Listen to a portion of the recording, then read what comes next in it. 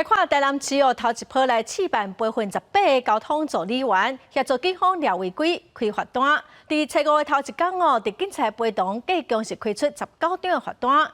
也毋过因为交通助理员毋是正式的警察，这款新政策接受度爱搁观察。 有重型机车直接停在黄线顶面，嘛我甲边画红线民众照甲停落去，警方随落去巡，边有一个穿干巴色的衫，就是交通助理员。警察当咧教伊安怎判断违规甲开单。去年6月底，交通法规修法，限制民众检举违规项目，但是违停检举数量就明显减少。有议员建议市府台南通州台北新北引进交通助理员制度，减轻警察负担。不过，所有民众烦恼助理员资格无够专业。这些助理员如果他们没办法处理一些 case， 结果还要很多员警出来协助，那么不就多此一举吗？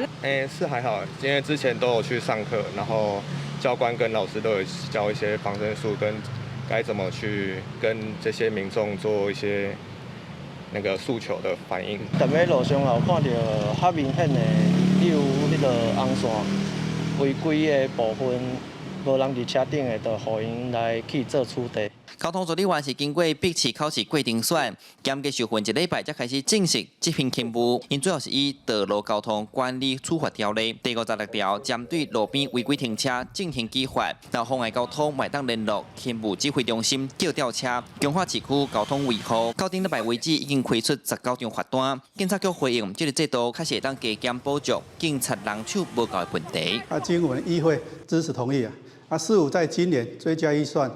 聘雇了18名交通助理员，专责处理违规停车等交通取缔工作。交通资源经过笔试及口试遴选录取并安排2周的完整的训练课程，还1周是法规及内容的学科专业训练，1周是现场的实务训练确保上路以后具备执法职能。 目前全台南已经有18个人训练合格，分派去第1分局到第6分局，每分局配置3下，先伫市区范围试办。警察局嘛讲，未来有可能会佮增加人数，扩大行政区推动，要让台南交通环境变更较好，减少违规乱象。